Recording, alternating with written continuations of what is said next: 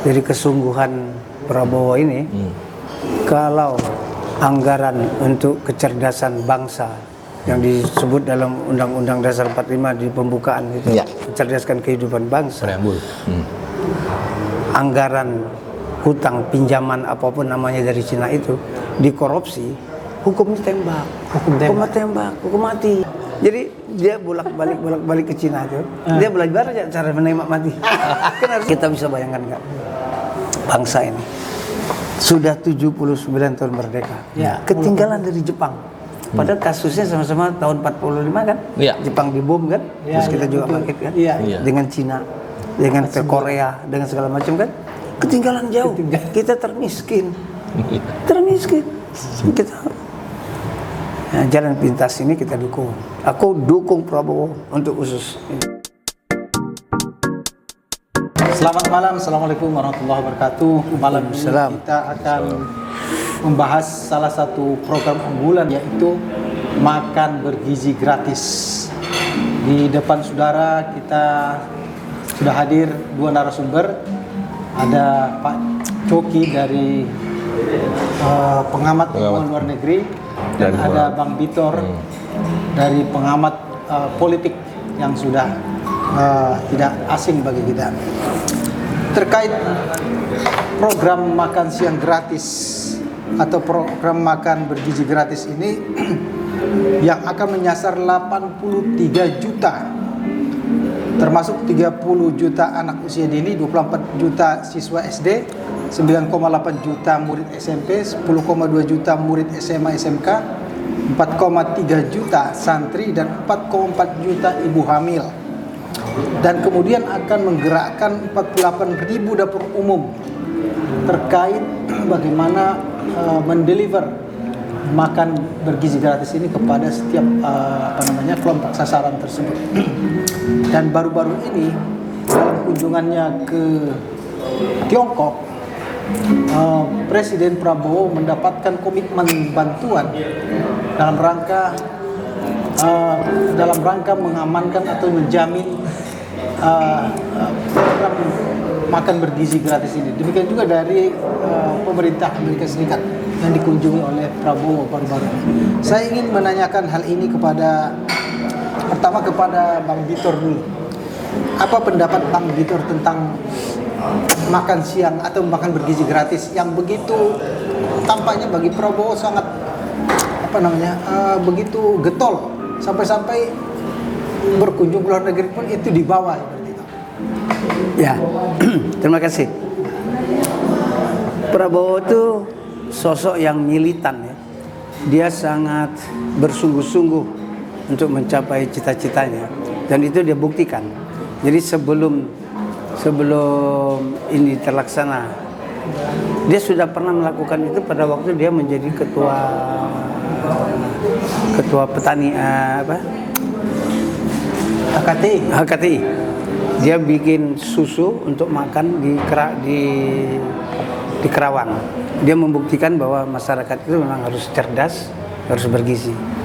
Jadi banyak orang salah menafsirkan gagasan ini.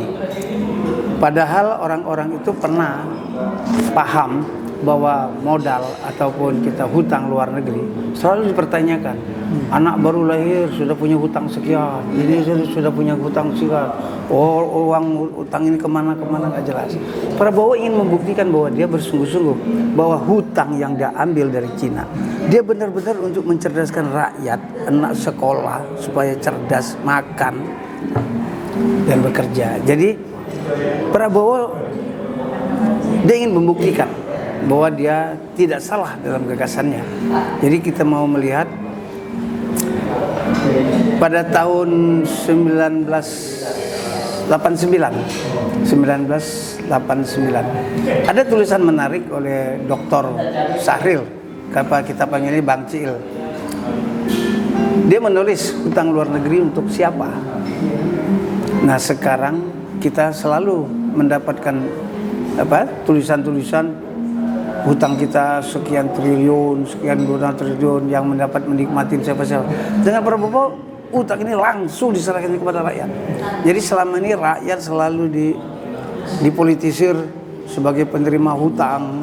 Sekarang ditunjukkan benar-benar bahwa rakyat itu mendapatkan makan supaya perutnya isi, terus dia bersekolah dengan baik, kepalanya berisi, ada otaknya, akhirnya dia bekerja, dompetnya berisi. Itu kata si Ahok. Jadi runtutan itu ingin dibuktikan oleh Prabowo bahwa tidak bisa bermain-main dengan masa depan bangsa ini. Kita bayangkan sekarang kita 79 tahun. 79 tahun kita, jumlah orang bodoh, orang miskin, orang yang dungu, kata si Rocky itu masih banyak. Jadi makna dari 79 tahun itu belum pernah disungguh-sungguh dalam menanganin permasalahan, menanganin kemiskinan, masalah pendidikan, masalah kecerdasan.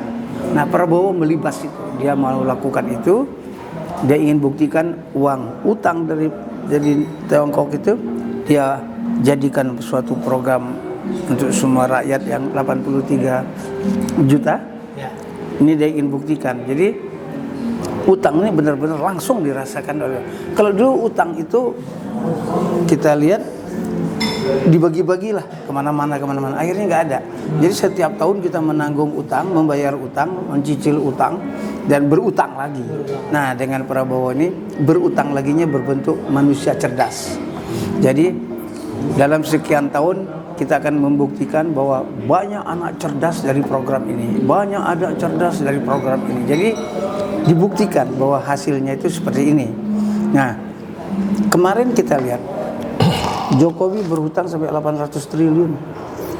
Begitu dikoreksi oleh Bappenas, semua program di Jokowi itu nggak ada. Yang hebat artinya uang itu kemana? Jadi seakan-akan uang itu pinjam sekian 8.000 triliun itu dibagikan ke sana. Ternyata nggak ada. Jadi kemana uang ini? Kan pasti di tangan Jokowi. Jadi disimpanlah sama si Jokowi. Infrastruktur? Nggak juga, buktinya kan itu BUMN, BUMN kan berutang semua. Kan gila juga nih Jokowi nih kalau kita bilang.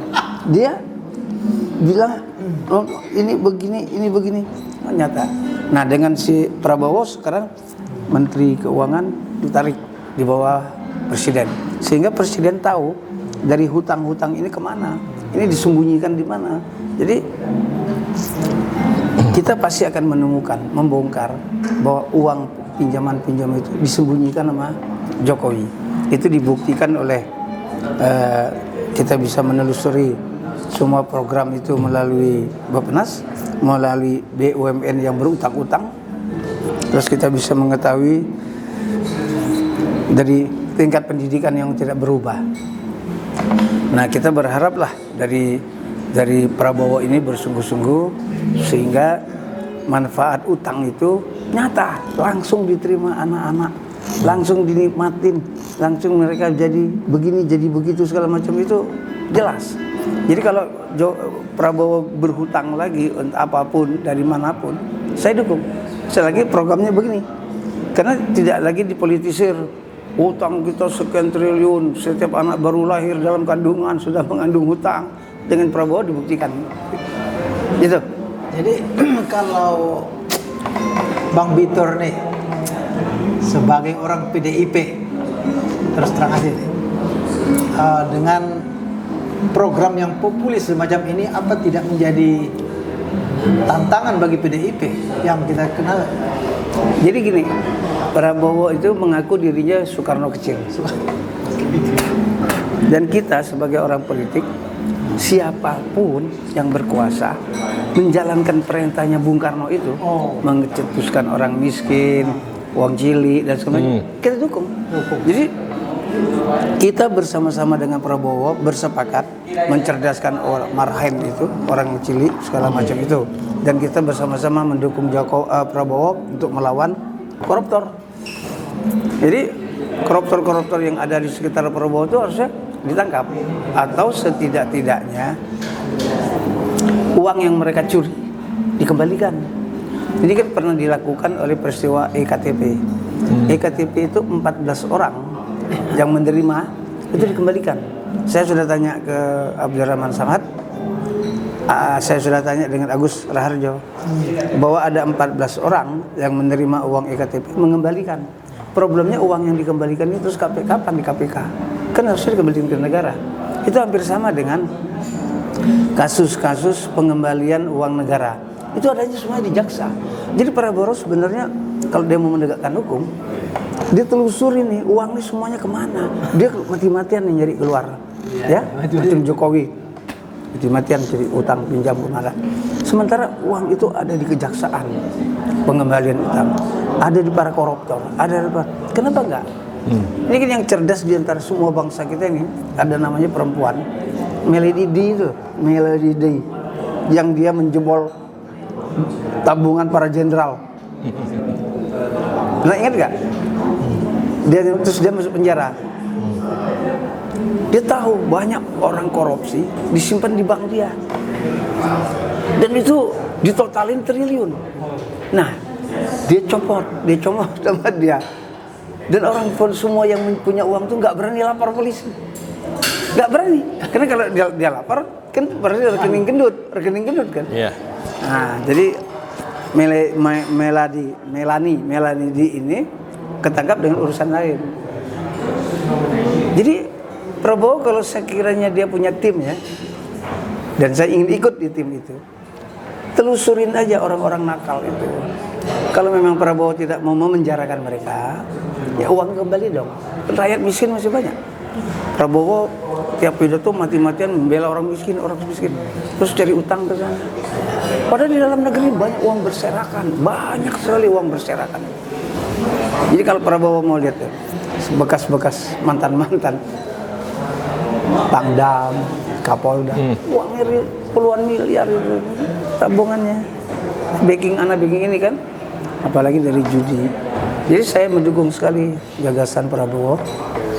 Apapun yang terjadi, dia teriak-teriak terus demi rakyat, dan dia berhutang ke sana untuk mencerdaskan anak rakyat, anak bangsa, supaya ada perubahan hidup bangsa ini. Jadi satu di antaranya ya dia harus tangkap kalau enggak. Tapi kalau ada kembalikan uang korupsinya ya bagus. Saya ingin bertanya ke Pak Coki. Ya. Terkait hubungan bantuan luar negeri, hutang, dan juga kedaulatan nasional kita. Ya. Ketika Prabowo datang ke Cina dan kemudian mendapatkan komitmen bantuan sebesar 10 miliar yang kita dengar ya dari keterangan itu, sejauh mana hal ini dapat berpengaruh dalam kedaulatan nasional kita, Pak Coki? Oke, jadi sebenarnya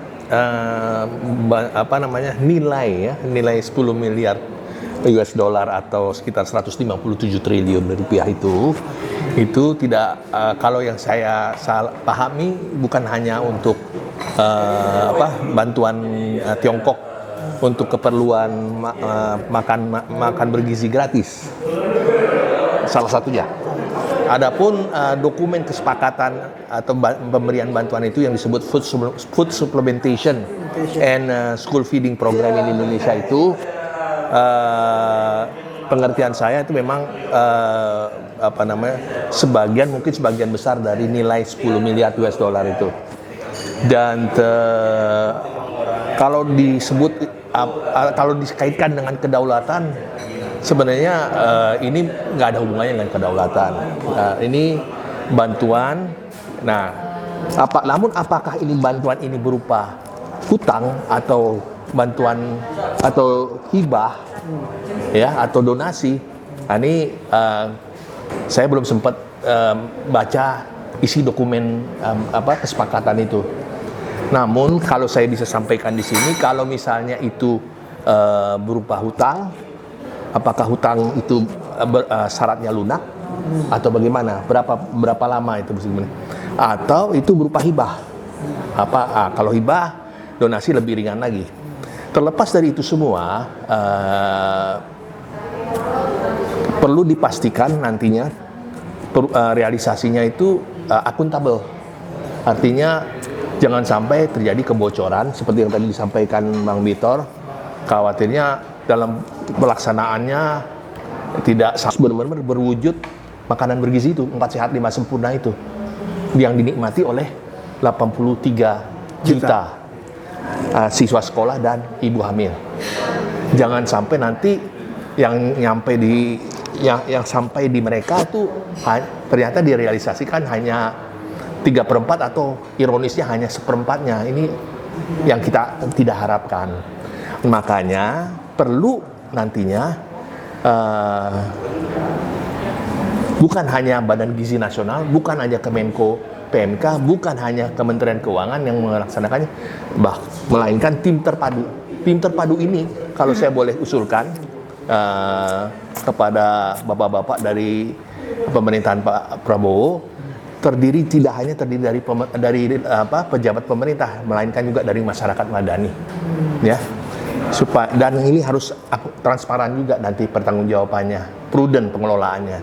Artinya misinya Pak Prabowo ini kan sebenarnya mulia, supaya penuh sampai ke ini benar-benar harus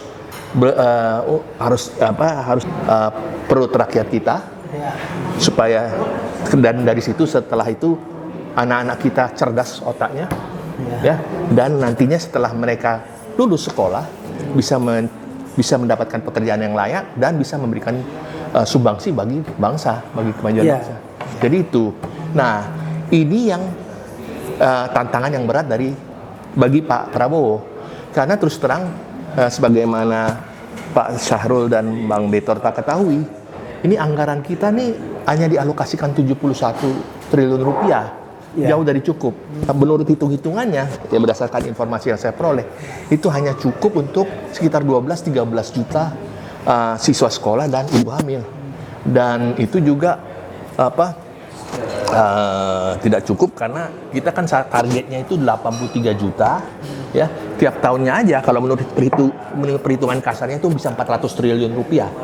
Bahkan Kepala Badan Gizi Nasional Profesor Dadan Hindayana sendiri mengakui pengeluaran untuk 83 juta siswa sekolah dan ibu hamil itu per harinya 1,2 triliun rupiah. Dalam kaitan ini saya justru mengusulkan kita jangan hanya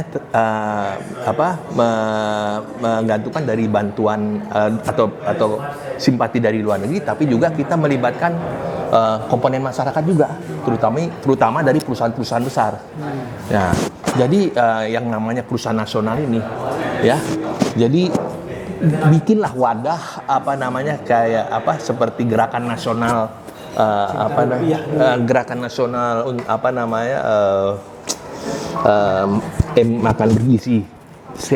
makanan bergizi sehat gratis. Ini saya rasa akan lebih visible. Namun ini pekerjaan besar seperti yang tadi disampaikan Kak Betor. Yang jelas ini perlu supervisi yang sangat jeli, ya. Dan juga untuk penyedia jasa juga harus diseleksi. Kan tadi ada berapa memerlukan dapur umum 48.000. Nah, dapur umumnya itu komponennya dari siapa saja, ya. Jadi benar-benar yang komitmen, ya. Sayang inisiatif mulia ini. Ya, artinya gagasan Prabowo ini kan dia sudah berhasil satu langkah mendapatkan pinjaman ataupun utang atau apapun dengan gagasan dia untuk menyekolahkan anak, menyehatkan anak, mencerdaskannya. Yang perlu dia juga difokuskan oleh Prabowo, dia kan ketua partai. Iya. Kalau dia bisa memanfaatkan wilayah, ya, bupati-bupati wali kota itu kan pemilik daripada lokasi di mana anak sekolah tercatat. Jadi setiap kabupaten kota itu butuh berapa anak sekolahnya. Ya. Terus dia punya partai untuk mengontrol. Artinya DPRD-nya kan ada. Ya. Jadi uang yang dimasukkan ke kabupaten kota diteruskan kepada anak-anak sekolah, dikontrol. Kemarin dia bikin lagi gerakan GSN. Nasional itu. Solidaritas nasional. Nah, jadi kita harus bantu Prabowo bagaimana gagasan besar dengan biaya besar ini benar-benar tercapai, diterima anak-anak sekolah, mereka cerdas dan bermanfaat. Kalau Bang Bitor sendiri jujur melihat program ini dari sudut Ini kan belum pernah dilakukan sebelum-sebelumnya. Belum ada. Iya. Kira-kira ini akan efisien nggak dari segi apa namanya keuangan? Kalau dihitung sama kemarin pernyataan dia udah sangat matang ya artinya. Tinggal ini kan kontrol, jangan sampai uang disampai barang nggak ada. Ya. Uang dikirim ke kabupaten kota segala macam itu kan kabupaten kota ternyata dikorupsi. Ya kan? Apa bagaimana tingkatan pengawasannya ya harus dilakukan. Mekanismenya harus jelas. Ya. Jadi Mekanisme ya. uang sudah dapat, kontrol sudah dapat, kan harus gitu kan? Iya. Pelaksanaan dapat jalan dengan baik kan gitu. Jangan sampai dia seperti dengan Pak Prabowo atau Sumitro yang bicara pinjam uang bocor, muncul mafia Bakley kan. Jadi anggaran yang dulu di mafia Bakley itu nggak sampai ke rakyat. Jadi Prabowo ini menjawab tantangan di masa lalu. Jadi yang dia sering pidato kalau kampanye Masalah 2014 bocor. Dia buktikan. Ya. Dia buktikan bahwa dengan program makan sehat ini Ya. itu tidak bocor, tidak mengambil uang dari situ. Ya. Nah, jadi Prabowo harus melakukan itu secara baik. Harus diciptakan mekanisme yang benar-benar bukan rigid ya, mekanisme yang benar-benar terukur dan kecil peluangnya bagi terjadinya penyelewengan atau penyimpangan gitu. Karena ini kan untuk kepentingan anak-anak kita, masa depan bangsa juga. Iyalah. Tahun Kalau 2045 Pak Coki ini. melihat pengalaman di negara lain seperti Cina, India, itu seperti apa gambaran makan siang gratis? Ya. Kalau yang saya perhatikan, saya dengar ke Cina katanya menjalankan program yang sama, makan bergizi gratis, ya. Nah, itu yang saya dengar. Namun saya tidak mau terlalu jauh karena saya belum pernah bertugas di Tiongkok, ya. Saya pernah bertugas di Singapura. Sebagaimana Pak Sahrul dan Pak Bitter ketahui, Singapura ini negara kecil tapi maju. Kenapa? Pertama, Sengaja dia. Perdana Menteri pendirinya itu Lee Kuan Yew, mendiang Lee Kuan Yew itu saya paham betul yang pertama harus ditumbuhkan ya di generasi muda Singapura adalah pendidikan, gemar membaca, literasi. Nah, jadi sebenarnya kalau menurut saya dengan gemar membaca, lifelong learning, belajar seumur hidup ini juga akan memajukan suatu bangsa. Nah, cuman berbeda dengan Indonesia, mayoritas warga Singapura itu kan pedagang, pengusaha. Kalau warga kita kan petani, farmers ya. Jadi nggak bisa kita perlakukan seperti itu. Nah, yang pertama memang harus mulai dari pemenuhan kebutuhan makanan dulu, konsumsi dulu. Setelah kenyang, baru diberikan pendidikan gratis. Ya. Pendidikan gratis. Makanya sudah bagus pemerintah kita sudah ada wajib belajar. Nah, saya mendorong pemerintah kalau bisa Pak Prabowo selama beliau menjadi presiden, wajib belajar ini saya nggak tahu sudah wajib belajar 12 tahun atau belum. Ya. Kalau bisa terus wajib belajarnya tidak hanya 12 tahun. Dan berikan kesempatan juga lifelong learning. Jadi bukan hanya generasi muda saja, bagi generasi yang usia lanjut juga diberikan kesempatan. Karena terus terang seperti di Singapura itu yang namanya populasi usia lanjut itu tetap didorong untuk produktif. Ya. Jadi kalau Pak Sahrul dan Pak Bieter sempat jalan-jalan ke Singapura akan melihat sendiri di food court di hawkers itu mereka yang bekerja di hawkers itu ada yang kebanyakan nenek-nenek, kakek-kakek yang 65-70 tahun masih gesit, masih sehat mereka. Karena sistem kesehatannya memang bagus jadi ini semua untuk bukan hanya untuk masa depan anak-anak atau generasi muda kita, cuman untuk kualitas bangsa, meningkatkan kualitas bangsa. Jadi semuanya berpulang seperti yang Pak Prabowo bilang awalnya. Core atau inti daripada kebijakan saya adalah pembangunan sumber daya manusia. Prioritas saya adalah pembangunan kualitas sumber daya. Jadi mudah-mudahan ya dengan pemikiran beliau itu Indonesia bisa maju gitu seperti Singapura. Walaupun memang takes time ya, karena kita jumlahnya 280 juta, sementara Singapura 5,6, 5,8 juta.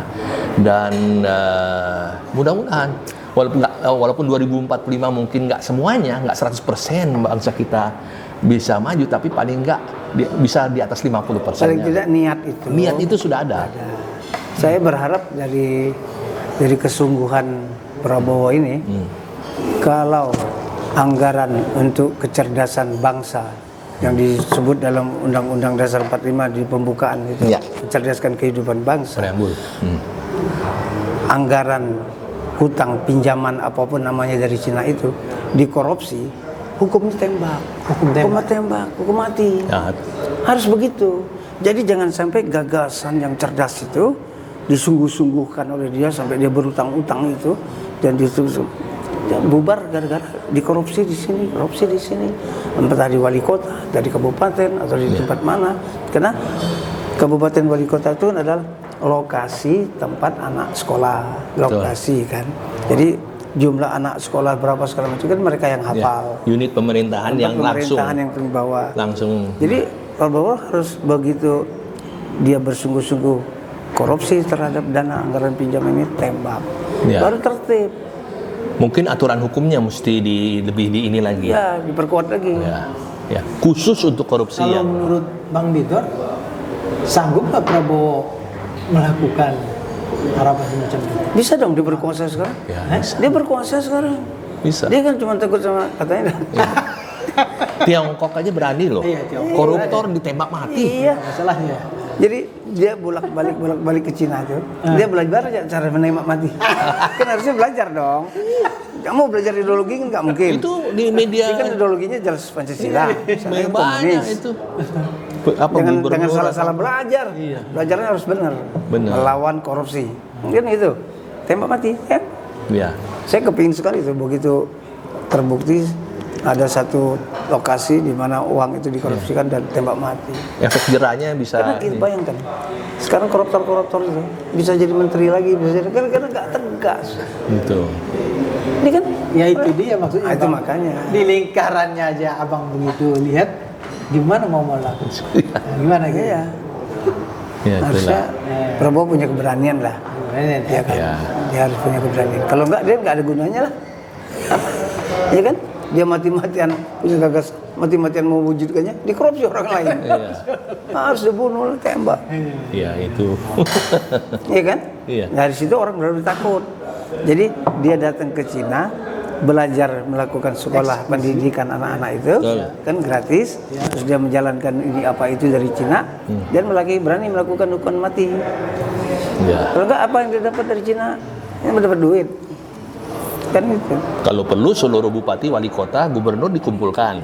Iya dong. Tegaskan. Kalau Iya. sampai Iya. ini Iya. sanksi kalian ini gini. Nah, Kita bisa bayangkan nggak? Bangsa ini sudah 79 tahun merdeka. Ya. Ketinggalan dari Jepang. Padahal kasusnya sama-sama tahun 45 kan? Iya. Jepang dibom kan? Iya, Terus kita iya, juga betul. bangkit kan? Iya. Iya. Dengan Cina, dengan Korea, dengan segala macam kan? Ketinggalan jauh. Kita termiskin. Termiskin. Kita jalan pintas ini kita dukung. Aku dukung Prabowo untuk usus ini, mencerdaskan kehidupan bangsa, kebutuhan gizi. Jadi, isi perut, isi otak, isi dompet. ya. Itu orang Itu. berkualitas. 3 itu. Nah, itu baru pembangunan manusia berkualitas. Oh iya, manusia Pembangunan manusia. Ya itu. Ada yang bilang bahwa kabinet Prabowo ini sebenarnya kompromi sekaligus transisi. Betulkah itu, Bang? Ya kita harus dukung Prabowo. Kalau kita minta dia melaksanakan pemerintahan bersih, yang nggak bersih di sebelah dia harus kita kasih tahu dia. Menteri ini korupsi, kasus ini Ya. gitu. Kita kasih tahu sama dia. Itu- Kalau dia tidak mau melakukan, ya berarti kan memang dia bagian daripada ketidakberesan, ketidakbersihan itu kan. Jadi dia ingin bersih. Ayo kita bantu. Pak, ini punya kasus korupsi. Pak, ini punya kasus korupsi. Libas, Pak. Bapak punya hak prerogatif. Bapak punya hak reshuffle. Lakukan supaya Bapak melaksanakan keinginan Bapak. Dan ini Jangan-jangan jelas Bapak kok. ngomong begini, kenyataannya nggak ada. Kan beliau sendiri udah bilang, pokoknya saya amati, saya pantau kinerja masing-masing menteri. Kalau sampai tidak memenuhi harapan saya ya Oh, out gitu ya. Jadi kita lihat aja dalam 6 bulan ke depan ini, dalam 6 bulan sampai setahun ke depan. Kalau tidak memenuhi ekspektasi Pak Prabowo ya, maka kita harus bantu. nah itu. Kan tidak semua hal dia paham, tidak semua hal dia tahu kan. Ya. Kita buktikan. Nah, jadi setelah kita beri semua data dia nggak lakukan, lu segitu juga kan gitu. Ya, itulah makanya kita ini kan walaupun di luar pemerintahan Kita barisan, supply dengan kita barisannya Prabowo Ya. untuk membersihkan kiri kanannya yang Ya. nggak bersih. Itu. jadi itu. Kita nggak jadi apa-apa, nggak apa-apa. Baik ya. Kita kan kepingin Indonesia baik. 79 tahun merdeka, ketinggalan dari Jepang jauh, Ya. ketinggalan dari Cina jauh. Jangan hanya Trump aja yang bisa Korea. bilang America first, Indonesia first. Iya. Indonesia great again. Atau Indonesia great. Baik, Bang Bitor, terima kasih bincang-bincang kita malam ini. Ya. Bang Coki telah memberikan sumbangan pemikiran yang penting bagi kelancaran pemerintahan Prabowo ke depan. Demikian bincang-bincang kita malam ini. Mudah-mudahan bermanfaat. Assalamualaikum warahmatullahi wabarakatuh. Waalaikumsalam. Waalaikumsalam warahmatullahi wabarakatuh.